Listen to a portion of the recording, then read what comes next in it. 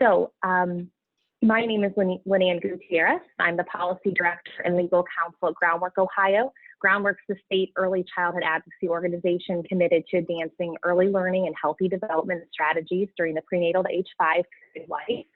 And today we are happy to be hosting a panel discussion with United States Representative Steve Stivers and Ohio State Senator Stephanie Kunze focused on childcare. So thank you so much for joining us. I'm going to go right into introducing our two elected policymakers, and then they will both have an opportunity to share some opening comments with you, and then we'll transition into our panel and then wrap up the end of our hour really with questions that our policymakers have for our panelists. And if we have time, again, we can address some of the common themes that we see arise in the chat box. So first, let me introduce Congressman Stivers. He's currently serving his 5th term as a member of Congress and represents Ohio's 15th congressional district, which is made up of 12 counties, including all of Clinton, Fairfield, Hocking, Madison, Perry, Pickaway, and counties, and parts of Franklin and Ross counties. Congressman Stivers Financial Services Committee throughout his time in Congress, which oversees the banking, insurance, real estate, public and assisted housing, and securities industries. The committee also reviews housing and consumer protection legislation and has jurisdiction over Fannie and Freddie Mac, the Federal Deposit Insurance Corporation, the U.S. Department of Housing and Urban Development, and the Federal Reserve Bank. Congressman Stivers has been a strong advocate for veterans and their families, and in his first passed the Hire at Home Act and Trust for Kids to help returning soldiers re-enter the job market and provide their children better health care respectfully. During the 114th Congress and his continued work to combat Ohio's opiate epidemic, Congressman Stivers was the lead co-sponsor of Protecting Our Infants Act, a new law which ensures a coordinated federal response to neonatal abstinence syndrome, a devastating condition that impacts babies born to drug-addicted mothers. Additionally, Congressman Stivers was the lead co-sponsor of the Reducing Unused Medications Act, which seeks to reduce the availability of opioids for abuse by allowing partial fill of such prescriptions. Prior to running for Congress, Congressman Stivers served in the Ohio Senate. He also worked in the private sector of the Ohio Company and Bank One, where he focused on promoting economic development and career. A career soldier, Congressman Stivers served over 30 years in the Ohio Army National Guard and holds the rank of Brigadier General. So thank you so much, Congressman Stivers, for being with us here today. I'll go ahead and introduce Senator Kunze, and then we'll move on to the comments. Senator Stephanie Kunze is currently serving her first term in the Ohio Senate, representing the people of the 16th Senate District on the western side of the cities of Dublin, Galloway, Grove City, Hilliard, Upper Arlington, Worthington, and portions of Clintonville and Columbus. She's a resident of Hilliard and has called Ohio home for more than 25 years. While raising her 2 daughters with her husband, Matt, she dedicated her time to volunteer and was elected to the Hilliard City Council in 2009. Senator Kunze has been appointed Senate President, Chairwoman of the Higher Education Committee, and is a member of the Senate Agriculture and Natural Resources, Health, Human Services and Medicaid, Insurance and Financial Institutions, Rules and Reference, Transportation, Commerce and Workforce, and the Joint Committee on Agency Rule Review Committee. She has also been reappointed to the Infant Mortality Commission to serve as co-chair, as well as the Ohio Family Stability Commission. During her previous 2 terms in the Ohio House of Representatives, representing the 24th Ohio House District, she played a key role in the passage of recent legislation aimed at reducing the alarming infant mortality rate in Ohio. And she looks forward to continuing her focus in fighting this heartbreaking issue. Senator Kunze is known for a passionate advocacy for small business, education, health issues important to Ohioans, and to successfully champion legislation aimed at reducing the opiate epidemic that is plaguing Ohio's communities, and legislation aimed at delivering justice for victims of sexual violence. She's advocated for efforts to improve Ohio's business climate and fought to ensure that Ohio students receive the highest quality education possible. So thank you for being here today and helping to organize this opportunity. I will turn it over to Congressman Stivers for some opening comments. Well, I'll be really brief. I really appreciate the chance to be on here with Senator Kunze, who is a passionate advocate for early childhood education and does an incredible job. You know, I come from a long line of teachers. My mom was a kindergarten teacher. Her whole family were teachers and principals and farmers. And so I get it pretty honest an interest in early childhood education as well. When I was a state senator, I supported things like Step Up to Quality and things that will help early childhood education. I've been in Congress, a longtime supporter of Head Start, something that allows a lot of our kids that need it a chance to get a head start and get some early childhood education. So together between the federal and state government, there's a lot we still have to do, but you're lucky to have great leaders like Stephanie Kunze leading the way, and I'm definitely happy to be here to support and look forward to having the conversation today and look forward to the questions from everybody who wants to ask.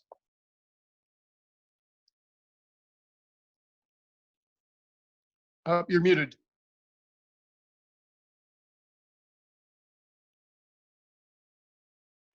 Thank you very much, Senator Kunze. Well, thank you, Lynanne, and thank you, Congressman, for those kind words and for joining me here today. And thank you to Groundwork for putting this on, and for our panelists and all of the people who have registered who are interested in this. Really, it's a topic that's always needing to be addressed in some way. We've been obviously laying the groundwork, if you will, especially in the last budget, which I'm proud to say we made a significant investment in early childhood in the last budget. But obviously with the coronavirus crisis that we're facing, it's shining a light in a lot of areas in our state that were maybe on some shaky ground to begin with. And so I think this conversation is going to be really important as we go forward. Our intention is, what is best for Ohio's children and their families? And we're talking about all of Ohio's children and families. I know Congressman Stivers represents a diverse area of our state. We heard testimony last year in the budget about some of the challenges in different regions of our state that they face when it comes to childhood care and quality. And so I'm really looking forward to this discussion today to kind of highlight where we need to really reinvest. I heard Haynes speak, and where we need to reimagine how we do this. No one builds their own road. We need to look at this as an infrastructure, a workforce behind the workforce, and really something that can have a generational impact on Ohio's children and families. So I'm just really grateful to be here today, and look forward to hearing from our panelists and answering questions about what we're doing at the state level. So thank you. Thank you very much, Senator Kunze, and again, Congressman Stivers.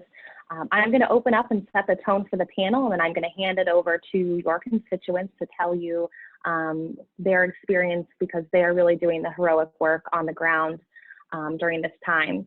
So as you all have alluded to, the nation and state has begun to realize very acutely during the pandemic that childcare is absolutely necessary to bolster a robust economic recovery. And without a continuum of safe choices for affordable, accessible, quality childcare, parents will be unable to fully participate in the labor market. This fundamental truth concerning our current workforce, our parents, however, we are always looking to balance that equally with the needs of our future workforce, our children. So our youngest children are experiencing this pandemic during the most critical period of their brain development, with 90% of brain growth happening in the first 5 years of life. And experiences during this time will provide the foundation for all of their future learning and lifelong success. So while the threat of the COVID-19 virus may be temporary, the impact for our youngest kids and families will be long lasting. Parents and caregivers should not have to choose between work and their children's safety and healthy development, and access to quality childcare is more important now than ever. So just a quick high-level timeline of events for those listening in, and to give some context for the panel. As of March 26th, all childcare programs were closed unless they applied to remain in operation through a temporary pandemic license in our state, and that was for the purpose of serving essential workers. They were operating at a 1-to-6 child-to-teacher ratio, so a much smaller ratio to keep children, families, and staff safe, with additional sanitation, social distancing, and other safety measures. The pandemic programs are being compensated for publicly funded children of essential workers. So those essential worker families that are at or below 130% of the federal poverty level, that's about $27,000 a year for a typical family of 3 that we see in our system. And the changes to the child care business model during this pandemic time, with reduced ratios, what we saw very low enrollment, and additional costs for cleaning and sanitation, has resulted in these heroic pandemic programs. You have 2 providers that we'll share with you on the phone here shortly, that their pandemic programs have been operating the financial loss for about a couple months now.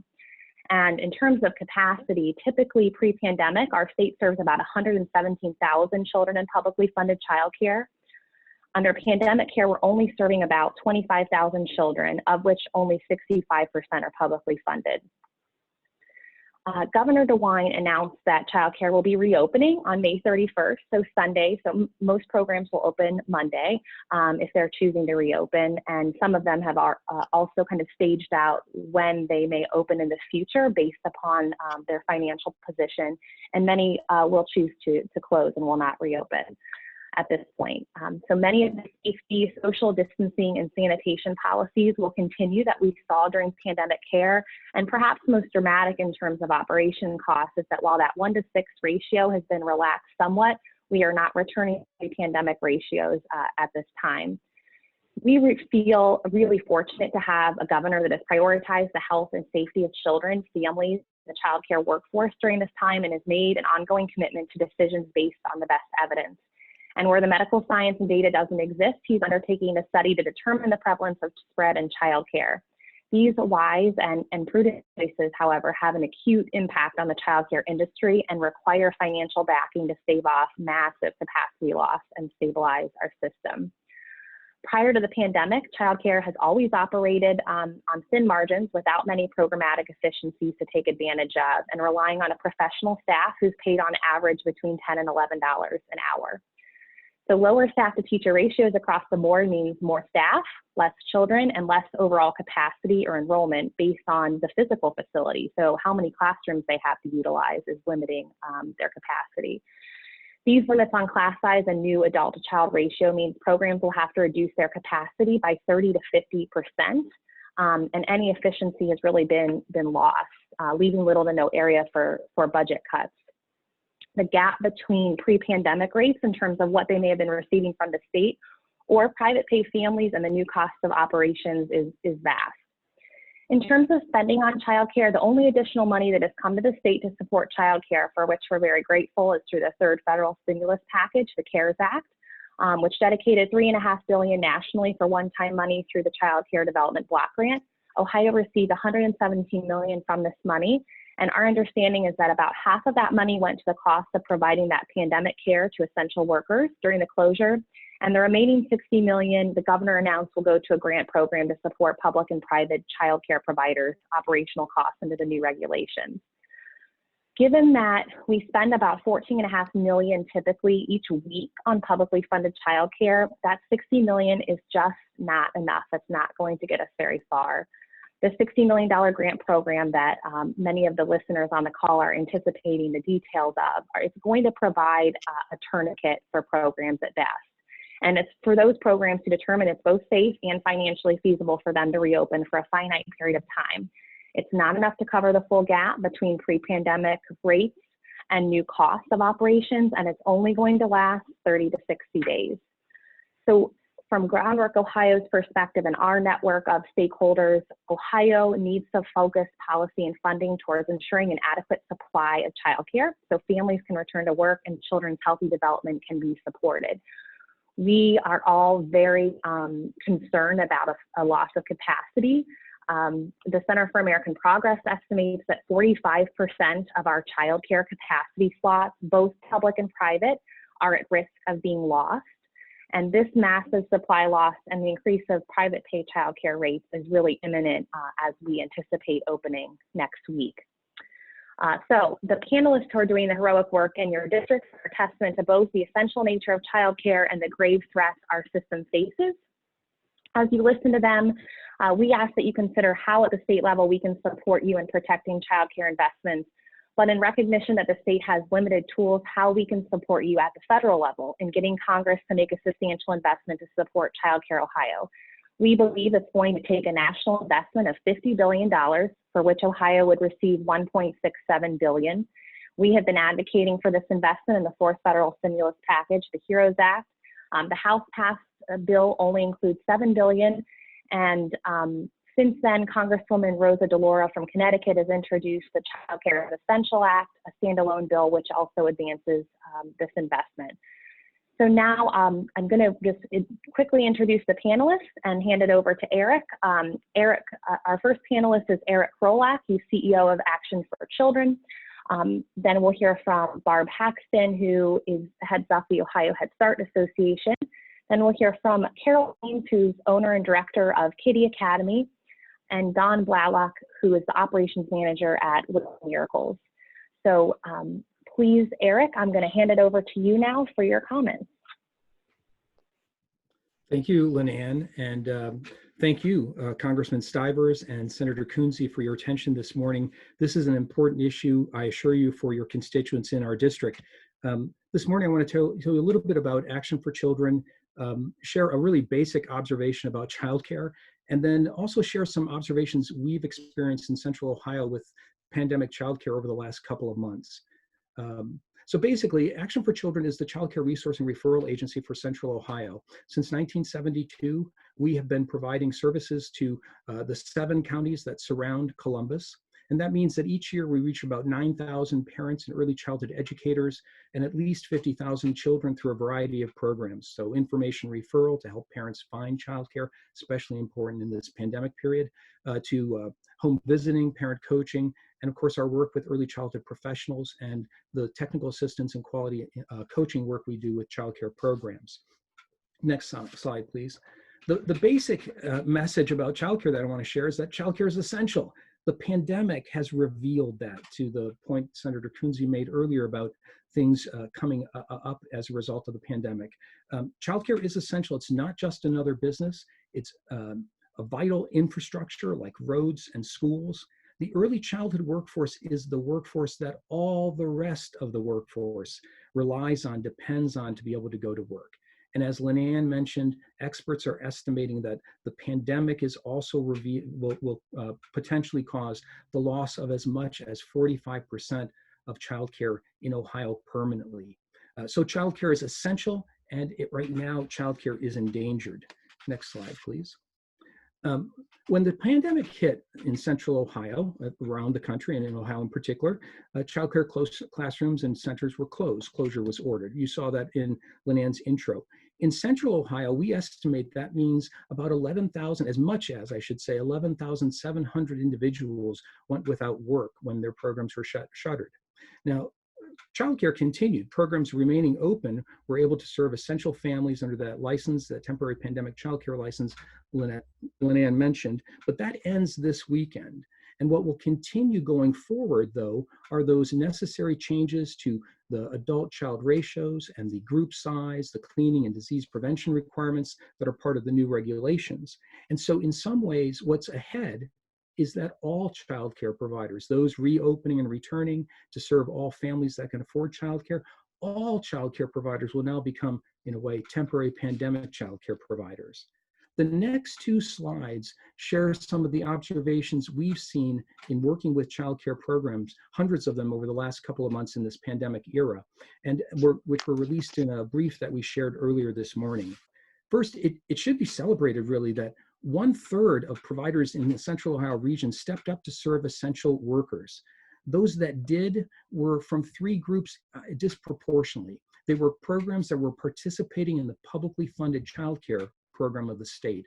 That's the program that provides subsidies for our most vulnerable children. More than 2-to-1 ratio, they stepped up to provide pandemic childcare. Another group were programs that had demonstrated a commitment to quality by achieving a rating in the state's Step Up to Quality Continuous Quality Improvement Program. And then a 3rd group were family childcare providers, again, disproportionately stepping up to provide pandemic childcare. That's important in Central Ohio because 3 out of 4 childcare programs in our region are childcare centers. And so when those centers were shuttered, the ability of these one-woman shops to stand in and make sure that essential workers had the childcare they needed was just crucial. And what this all tells you, the lesson learned here, is that the investments we have been making in subsidy, quality, and across settings paid a dividend in this crisis. Next slide. Another lesson, though, is that the outlook is very challenging and the current situation is, in my opinion, unsustainable. 1 in 5 of the programs that took out a temporary license closed or never even provided care. They couldn't do it. And that quit rate was 3 times greater for centers, an important thing for our region in particular. There are lots of reasons why this is challenging, and Ms. Blalock and Ms. Haynes especially will give you a lot of detail about that, but it boils down to a math problem. There are too few children necessarily enrolled under pandemic, too few children enrolled at the prevailing tuition to yield the revenue needed to cover increased costs. More detail is provided in that report I mentioned, but that is the essential problem. Looking ahead, I think it's really important to say, first to Senator Kunze, this is the next slide, sorry. Thank you for your leadership. I know that early childhood is important to you, and it's especially important now that we protect the investments in children and the infrastructure of childcare. That's especially the subsidy program and Step Up to Quality. And to Congressman Stivers, you're the man of the hour, because these issues, these problems aren't unique to Central Ohio or even to Ohio. They're national issues. Childcare is essential everywhere, and it's in danger just about everywhere. And so it requires a major federal step. That grant money that Lynanne began the conversation with, mentioning for the next couple of months, that's going to run out shortly. And experts are telling us that we need a $50 billion investment, again, at the federal level, to assure that this essential infrastructure is available for all our families here in Central Ohio, throughout the state and the country. Thank you. Thank you. Thank you, Eric. And we'll move on to Barb. Okay. Good morning. Senator Stivers, it's good to see you again, and you are indeed a Head Start champion. We so appreciate all of the support you've given us over the years. Senator Stephanie Kunze, it's very nice to meet you, not in person, but nice to see your face. So I want to share some things about Head Start in Ohio and hopefully share a parallel line of work that we do that isn't childcare, but it is mutually supportive and provides such services for young children. Just an overview, there are 60 providers of Head Start and Early Head Start serving all 88 counties in Ohio. Current 2020 fiscal year funding stands at over $376 million a year. Those are federal dollars that come directly to local programs. We serve 27,632 preschool children and over 6,000 early Head Start children, infants, and toddlers.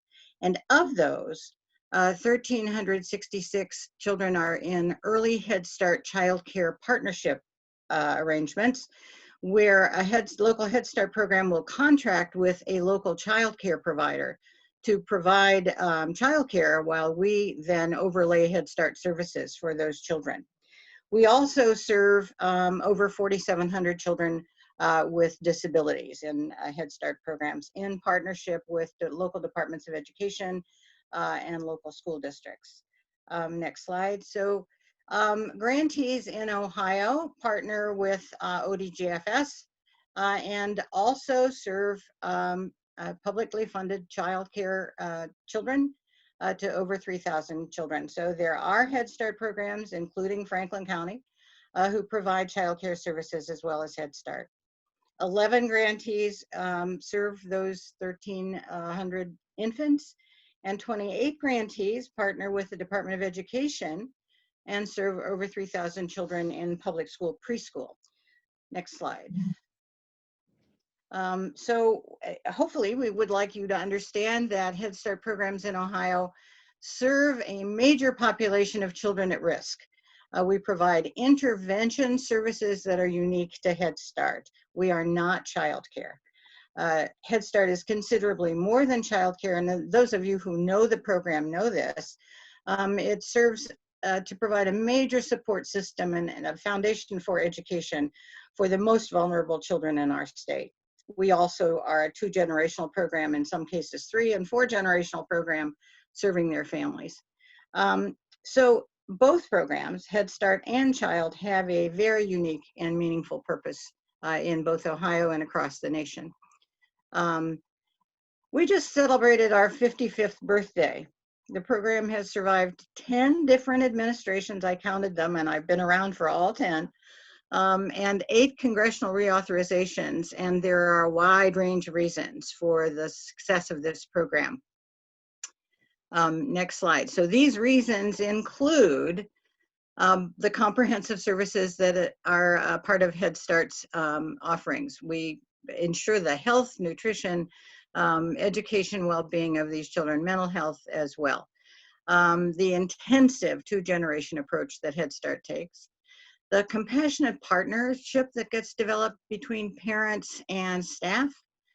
The ongoing focus of cognitive development. Head Start's classroom efforts are gold standard.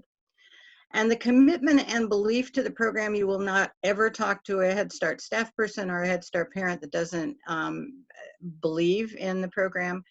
And lastly, but maybe most importantly for this discussion, is the way the program is funded.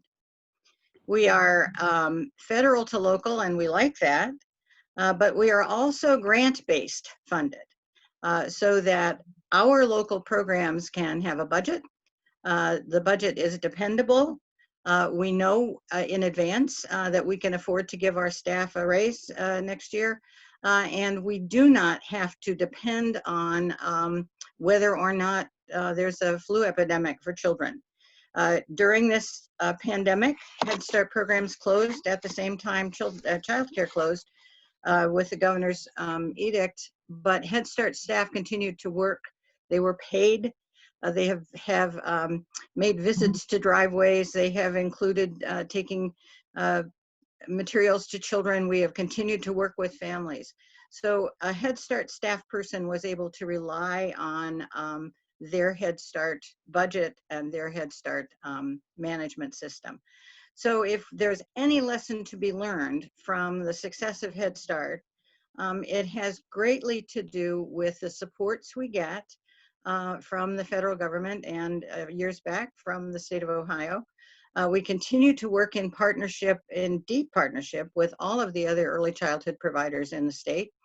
And we are a dependable program. And I would honestly say, as I hear Eric and others speak about the issues facing childcare, that this is one option to consider. Now, I realize it's an expensive option. And yet, on the other hand, if we are the foundation of people going to work, there will be no viable workforce if there isn't viable childcare. And if childcare providers cannot depend on a steady source of income, we need to rethink how we manage this. So thank you very much for your time. I'm happy to answer any questions you might have about Head Start later on, and it's great to see you all. Thanks so much, Barb. And I know, as we were talking earlier, Head Start will be under the same restricted ratios during the public health crisis as childcare. So as we think about capacity, while we would love to rely on Head Start or other opportunities for capacity, our families are going to be limited in the communities in your district, regardless of what they may be eligible for in terms of service, both publicly funded childcare at the state level and Head Start. So that's true. Yes. Thanks so much, Barb. Let's move on to Carol Haynes from Kiddie Academy. Take it away, Carol. Thank you, Lynanne. Thank you. Congressman Stivers, thank you for having me this morning. Let me get my video. I apologize.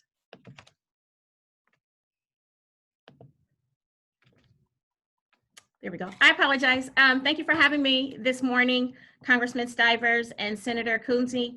I appreciate everything that you guys are doing in our early childhood community. This morning, what I would like to talk about, next slide, really centers around top of business for us. And so what I mean by that is that Kiddie Academy, while we have, we're part of a franchise, we have several locations across Central Ohio. In 2011, we opened our academy in Reynoldsburg, and within about a year, partnered with our school district to open school-age programs and programming. Throughout that commitment that we had in our community, we continue to see a need for school-age care and really preschool care as well. And so just about 2 miles away, we were able to open our Kiddie Academy of Tussing location. But when I talk about Reynoldsburg, I talk about all 3 of those locations as one. And then in 2017, we opened Kiddie Academy of Hilliard. So Senator Kunze, we are right there in your area, just off of Roberts. And so, and then this year in 2020, we opened Kiddie Academy of Downtown Columbus. And so really what's unique about this location for us is that we opened on January 20th with a soft opening, had a ribbon cutting on February 20th, and then on March 20th, we were closing our doors due to the COVID-19 pandemic. And so as you can imagine, emotionally, as a new small business owner, that was a tough situation to really look our team and look our staff in the eye and tell them, although you guys just joined us, we will see this through the other side. But having to lay off the entire team here in downtown, and we did not operate during the pandemic. So Hilliard operated a pandemic center and Reynoldsburg operated a pandemic center. In Reynoldsburg, we had an average daily attendance around 95 each day, while in Hilliard, we were right around 15 each day in terms of our average daily attendance during the pandemic time. And so this has allowed us to really have some lessons that we can pull forward as we move through to our next phase in reopening childcare. Next slide. While caring for the health and safety of each and every one of the kids that are in our care and making sure that our staff are safe, we now are really focused on what's driving our cost. And so as Eric mentioned, we have continued to operate at a loss during this pandemic time. And what's really driving those costs, our ratios, our utilization percentage, so the numbers of students that we're seeing on a daily basis, and then our teachers' salaries and wages. And so we have been fortunate and may need to even ask for some help there, but we've been fortunate that where we have an SBA loan, the federal government has given us some relief on those costs for us. However, where we have a lease, our landlord has not provided that same consideration. And so that has been tough for us because that's at our larger academy as well. So we continue to have taxes and insurance. And so as we had to lay some staff off, we were very committed to making sure that all of our teams still had access to their healthcare insurance. So we furloughed folks and wanted to make sure as we come out of this that if they needed care during the time that they were away from Kiddie Academy, that their coverage would be there for them, and that was important. But we've had those costs as well. And then considering classroom materials. And so as you separate and divide and put those barriers there, now we're looking at, okay, how do we separate our materials and provide students still access to high quality care? So going out and having to purchase additional materials in those domains have been a cost driver as well. And so during this time, as you can imagine, and as Lynanne has mentioned as well, capacity has been an issue. And as we move into summer, where our school agers typically would number 180, we're only able to accommodate 117 students as well. And so we want to make sure that quality childcare continues to be a fundamental part of what we do. And so we're trying to figure out not only how we increase our capacity, but how we can continue to build our model so that it can be supported with the revenue that we're able to acquire. Next slide. What I would like to focus on really what has driven our cost, which has been our workforce. As we are looking to open our location at Tussing and open up additional space for families, we are required to hire 32 staff members. And so we're not paying them large wages. And so the average cost will be $12.24 per hour. When we add in our fringe at 40 hours a week, we're not sure. There's really some uncertainty as to the duration. But in the event that this goes, and we're looking at it quarterly, but in the event that this goes, an entire year, considering, when the vaccine comes, considering, what the governor's direction will be on safe ratios and what the science is continuing to say, we're planning for this to go for an additional year. This is an unbudgeted cost for us, and that's a real number that goes over $1 million top of business for us. And so we're concerned about what that looks like and how we meet that requirement, because in order to service our community, our teachers have to be there. We have additional cost of stress and training. And so what we're looking to do is provide staff, an additional just really mental health day to say, hey, if they want to wave the flag and say, I need a day out. They're not used to wearing masks.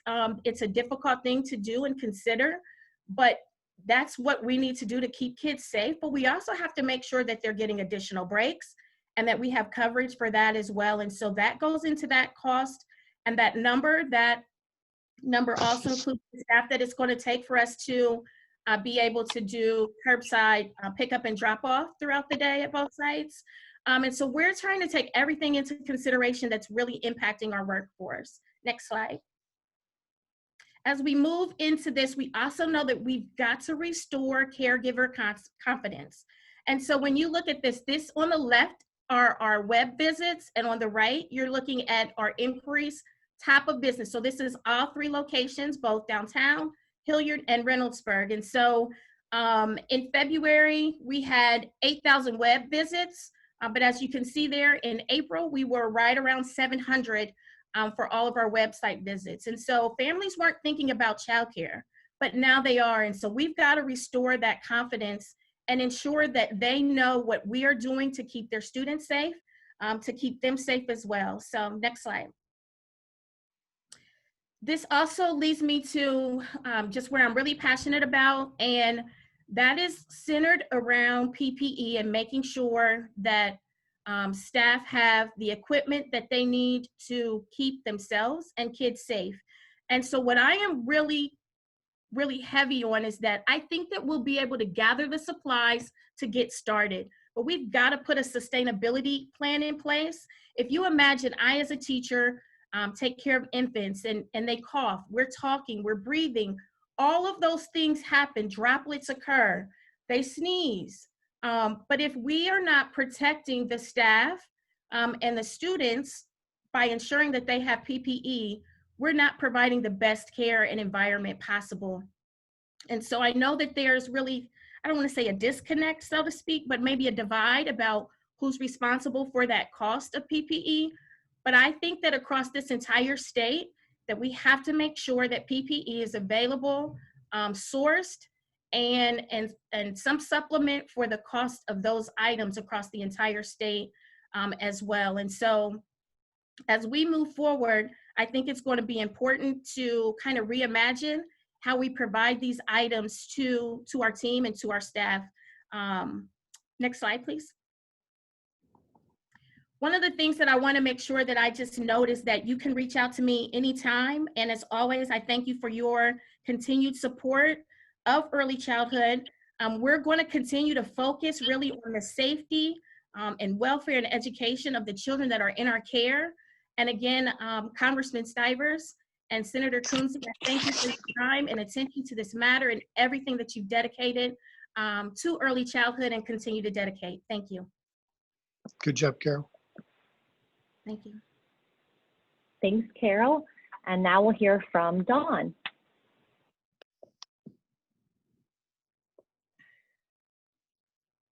Thank you, Lynanne, and thank you, Senator Kunze and Congressman Stivers. My name is Dawn Blalock, and I'm the Operation Manager at Little Miracles Early Development Center. We're a 4-star Step Up to Quality Center and have partnerships with Head Start, so I'm glad to hear that you are an advocate for both programs. We have been servicing Franklin, Fairfield, and Licking County, as well as surrounding counties for over 17 years. We serve parents with non-traditional hours and accommodate all shifts. We're open 5 a.m. to 12 a.m. midnight, Monday through Friday. So we're currently operating as a pandemic site. Like so many other programs, our location affords us the opportunity to provide care for predominantly PFCC students because the families in our area could not afford the private pay rate. So we're currently operating as a 100% publicly funded childcare. Next slide. Sorry. So as we all know, childcare was underfunded before, but now our business model has flipped on its head. The cost of our work is only increasing and the public investment has not changed. Prior to the pandemic, Ohio's average salary for a childcare teacher is a little under $11 per hour. This is just an average, which means that some teachers make less than that. So how can they afford to meet the cost of living each month with making less than $1,400 an hour? It's not surprising that typically teachers only stay in their position for less than 1 year. Teaching is rewarding, but the salary is not. Teachers have CDAs and associate's degrees and are valued at the same hourly wages as fast food workers. Here's the reality. Childcare is not an attractive profession, let alone teachers are unwilling to return to work because they're making more on unemployment with the additional $600 per week funded by the Federal CARES Act. Plus, they fear the risk of returning to an environment that doesn't require proper PPE. The health department recommends certain PPE, however, the state is not requiring it, and programs can't find it, let alone afford it. We currently have 13 staff members, but we need at least 20 to stay open until midnight. So we have to reduce our operating hours to be able to stay in compliance with the state rules. We currently have 4 staff members that are choosing not to return because they're making more money on unemployment. We have 2 staff members that we can't even get a hold of. And with the increase of salaries that are included in hazardous pays for most companies, teachers are leaving the teaching profession entirely. The other day we were shopping for supplies for our program. We saw one of our teachers that has a CDA in preschool being trained to stock the shelves at Walmart. She apologized, but she said she's not returning because the job will be too stressful. And with all the new rules put in place, she's just not willing to do the job anymore. And there are so many other examples of teachers that have left our profession over the years to work at big box companies. But now with the demand in warehouse and stocking shelves, they're increasing their salaries and adding hazardous pay. So right now, FedEx is paying $18. Amazon has increased their pay, and even Target has a sign out right now offering $14 an hour to stock shelves. Teachers are receiving more pay and have less fear for health, so why would they return? Next slide.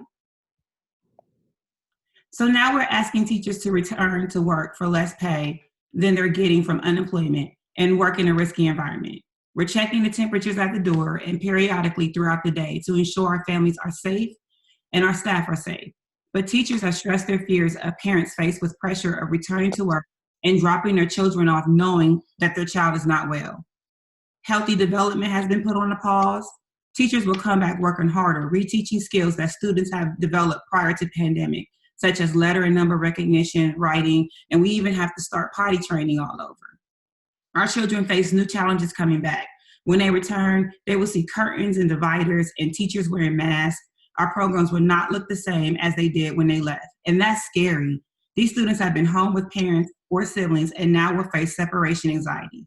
We have no idea the abuse or what these children have been exposed to during the last 2.5 months. So we know what this means. Multiple children crying during drop-off and nap time. And not only is it a stressful environment for the child, but it's also stressful for the teacher.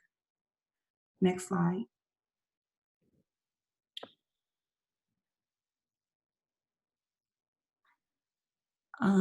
So the financial effects of maintaining high-quality program with post-pandemic ratios decreasing our weekly payout. How do we maintain highly educated teachers without our financial incentives for them? How do we continue to stay in business with the cost of living increase dramatically over the years? And how many additional centers will need to open to account for the children displaced? We currently are operating at a pandemic program. We received our first payment on May 4th. That's 7 weeks after the stay-at-home order was enforced. And we're still missing months of back pay. So here we all were, performing heroic duties without recognition. We watched commercials thanking the Amazon drivers and referencing grocery clerks and fast food cashiers as frontline workers. And they were frontline workers, but all the while we took care of their children without pay. What business can run for 7 weeks without payment for service? Barb at Head Start made a great point. They had financial support and we needed that too. We worked without pay and it was all on good faith for our students and to serve the community. New guidelines of lower ratios has reduced our class sizes in half. We spend thousands of dollars rearranging our classrooms to accommodate as many children as possible, spending extra money to expedite classroom dividers, supplies. Our program was servicing 90 students, and now with the pandemic ratios, we can only serve 60 students. That's 30 students displaced. The overall impact of multiple programs is at a loss. So I can't call another program like Carol to ask if they can just take our displaced children because they're displacing students as well. We literally had to choose which families could return, and some families were split apart to secure at least one spot. We had one family where I could only take one of her 3 kids. Also splitting friends apart because children will return and notice half of their classmates are missing. Next slide. So what can we do to help maintain high quality childcare centers and make the childcare workforce a more respected profession? Next slide. We are asking for you to make a significant investment in childcare. We need $50 billion increase for the CCDBG grant. We need it so we can increase reimbursement ceiling rates. We can have adequate compensation for childcare professionals. We need PPE such as masks and cleaning supplies that are hard to find. And like Carol said, will run out shortly. And then we need continued sustained support from the state. So currently the state is graciously sustaining our programs by offering a pandemic payout. But like Lynanne said, this stops on Friday. So we're going to still need continued support through these months to make sure that we can return to our normal ratios. I know this seems like a lot to ask for this, but for our children and for our future, it is imperative. So I thank you for your time and listening to my story. Thank you so much, Dawn. We now want to allow the opportunity for Congressman Stivers and Senator Kunze to be able to ask questions of the panel, including me and some of the feedback in terms of what you've heard. Sure, and I'd like to ask, and I can't speak to what the chances of a $50 billion authorization for expanded child care would be, especially since the House version only had $7 billion, and the Senate's talking about not even doing a 4th round of, coronavirus bills. So I don't know whether that's possible. I will certainly look into it, but can you help me understand? Can the panelists help me understand? And I think Dawn talked about it a little bit, but specifically, can somebody help me understand what % of that money is going to the different expenses that Dawn just talked about?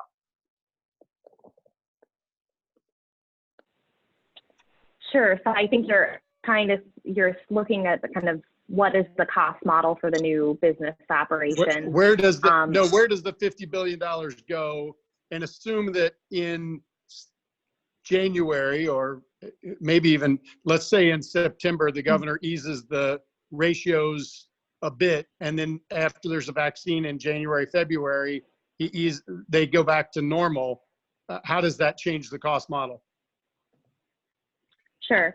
So I think the $1.67 billion that would be coming to Ohio would allow operations, the gap between pre-pandemic operations and the new business model, to be filled beyond, like I said, a month or two that we are anticipating that the current $60 million that we have to spend on programs will not cover that full gap and will only last for, again, a month or two. So I think we would anticipate that the grant program would, a potential grant program would continue to allow those flexible dollars to meet the needs of various programs. We're anticipating what the specific grant requirements are coming from the governor's office, but we understand it to be fairly flexible, but based on enrollment of children and the license capacity of these programs. So certainly, if the governor at different inflection points in terms of what we learn about the virus changes the staff and ratio size or changes the regulations, that absolutely changes the cost of operations. I do think what we're also seeing, however, is that for the 2,200 or more programs who've been operating in pandemic care, again, they're operating in financial loss. So there's a lot of continued debt that continues to roll over from month to month in terms of stabilizing programs. I think one of the worries is that without sustaining it in the near term, programs reopen back up in September, October, November. If they're not reopening up within the next couple of months, that capacity loss will be permanent, and there's no real incentive to get back into the child care business I will let Carol and Dawn speak to, and maybe Carol, you can start in terms of what you see in terms of your budget needs. Yes, thank you, Lynanne. So for us, in terms of the dollars and our budget needs, and because we're Julia, can you undo my, thank you. I'm sorry. For us, and so we've looked at it from our budget in Hilliard, and so that's a private pay center, 100% private pay, no publicly funded care, no additional partnerships, no dollars coming in.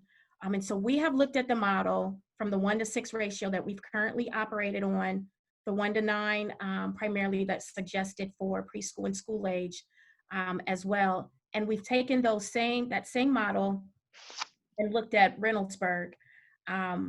When we take the dollars and we try to maybe even layer on what they're doing even in Pennsylvania, where based on the center size, enrollment, step up to quality, whether you're rated or not in that particular state, and we use even just their numbers, we have a gap in Reynoldsburg on a monthly basis that's almost $100,000.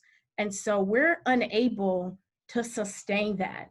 And that's with the continued help of the SBA covering our mortgage for those 6 months, and then being hopeful that the SBA may say, hey, we're going to do this for an additional 6 months.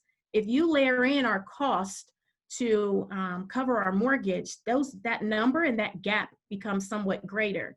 And so for us, when we look at the potential of Ohio getting an additional $1.6 billion, when we infuse what may come to us, it will simply go to cover or assist with shrinking that gap for us. And so we have that increased cost of staff, but to the point where we can start to build our capacity is what's really driving our cost.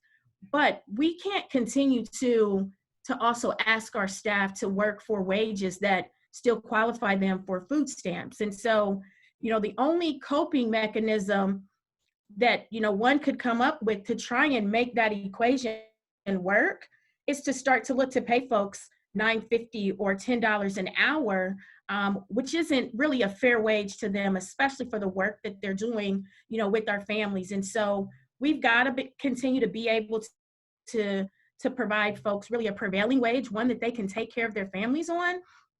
But as long as our ratios are reduced, and I'm not saying open up childcare back to normal ratios for the sake of having revenue. I want to operate on safe dollars, but we need some assistance really at the federal level to continue to keep kids safe. Because really, even if that vaccine, Congressman Stivers, is ready in January, no one's really talking about the timeline that it's going to take for inoculation of, our students. And for me to even ensure that 800 students have received their vaccine, to now say that we can lift some of the strategies that are costing us additional dollars. I may be able to get a mask today for 47 cents a mask, but when that company runs out, now I got to go get a mask for 62 cents a mask. But when that company runs out, now I have the risk that I have to acquire a mask for $1.25. And so we can't even budget. We don't have the expected grant from the state.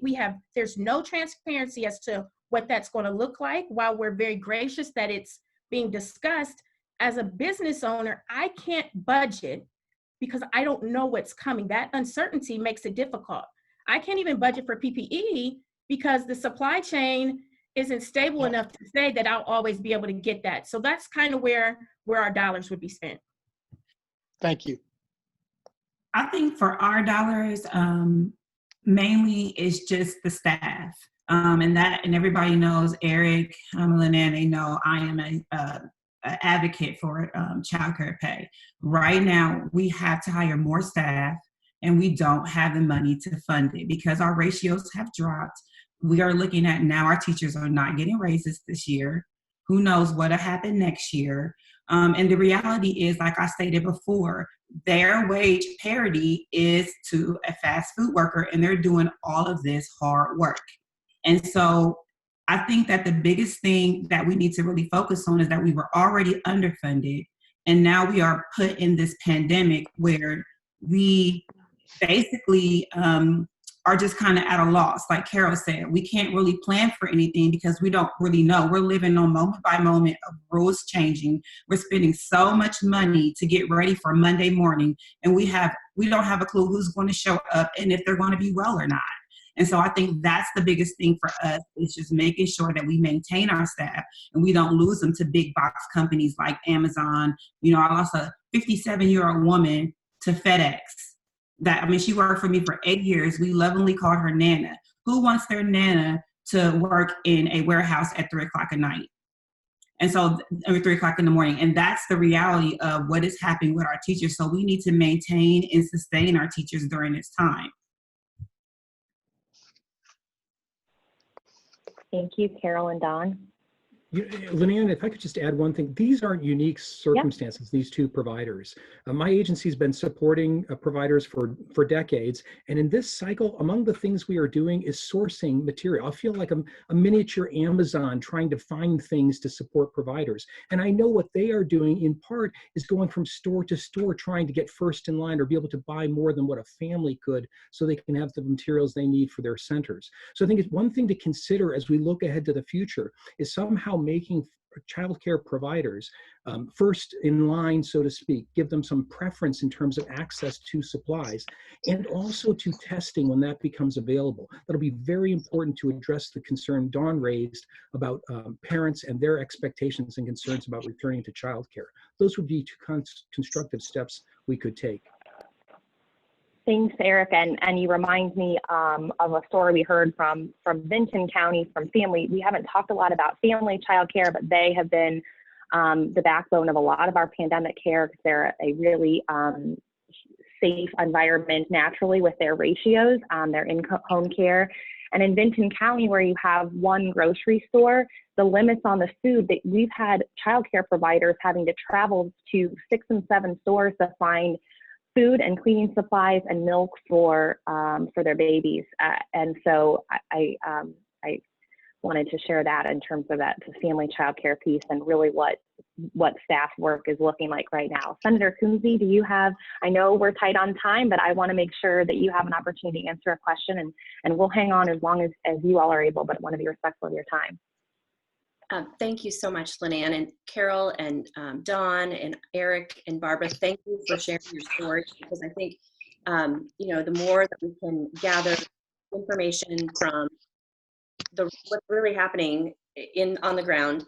You brought up such great points. You're not just providing high quality care, keeping children safe, getting them ready for kindergarten, all of those things, but you're also small business owners, and you're trying to the number one thing we hear from business is they need certainty, and there is absolutely no certainty in this business right now, especially. And so thank you for really highlighting and driving home some of those additional layers of challenges that you face with your families. And we're talking about, I really just want to thank you, Dawn and Carol, both for reminding us, little kids like their friends at preschool, right? They like their teacher at preschool. They like their Nana that's at childcare. And so, those are emotional and holistic thoughts about what we're doing with the childcare system, as well as just the economics of it. And so I think flexibility, it sounds like from things that you're saying, we need more flexibility. We really need to advocate, obviously, for funding, but also for perhaps other creative ways that we can figure out this ratio, child ratio to teacher ratio, and really the math behind how we can make this work, as well as maybe looking at some non-traditional partners. I serve on the Workforce Transformation Board with the Governor's Office, and one of the things I've been really challenging business when I've been talking to them, what is that going to look like? Like, business is going to look different as well. And I think a lot of times we look at things when we're in government, we kind of look at them siloed. And how do we break down some of the silos? If I'm a business and I'm calling my employees back to work, what is it that I can do to help them access high quality childcare? What kind of other incentives can I provide? Or, just how can we get creative and really look at different sectors and come together to support high quality centers and care that you're providing and that you have in place, and not lose 45% of capacity in our state. It's not just a government child care issue, it's a state issue. So it affects the K-12 system. You know, if you have kids that are, not every child can go to the school age child care at their school district. They need after school care at private centers, at public private centers. I mean, there are just a lot of issues here that you really, I just feel like, put a face to, and I'm so grateful for your stories and for sharing this time this morning. So thanks. I don't really have a question. I'm just really grateful. Thank you. Well, thank you so much, Senator Kunze, and for highlighting that many of these decisions, we talked a lot about the adults, but every decision that is made in the child care system impacts kids, and every transition, even for the most well-resourced families. Transitioning back to child care next week, even for my kiddo, I mean, that's a big transition. And so for those families who've experienced such incredible hardship over the past couple of months, child development really needs to lead our decisions, and we look forward. I know no more creative folks than the child care professionals that we work with, so we really look forward to partnering with you to be innovative and creative. And Congressman Stivers, thank you also so much for joining us, and really hope that we can work and help provide some additional tools to help you continue perhaps the conversation about increased funding at the federal level and with more granularity as well. I'd love to continue the conversation on that. I can't speak to the possibility of a $50 billion number, because this is the first time I've heard that number, and I haven't heard it from anybody here in the halls of Congress. So, you said Rosa DeLauro introduced a bill for a bigger grant. Was it at the $50 billion number? Yes, okay. It was. Okay, so you do have a champion working on it. That's a good start. Yes, thank you. And we look forward to continuing to working with you and our national partners as to follow up after this call, as we see how things progress. I look forward to that, Lynanne. Thank you for your guys' time. I want to say to Carol and Dawn, thank you. And to Eric, thank you very much for your time and sharing your stories. I understand the situation you're in right now is pretty untenable, and we need to figure out if there's something we can do to help. I echo that. Congressman Stivers, thank you for being here and for listening. I do have another appointment, so I do too. Thank you so much. Thanks, everybody. Please send us the both. or other questions. We're happy to answer them after. So thank you all.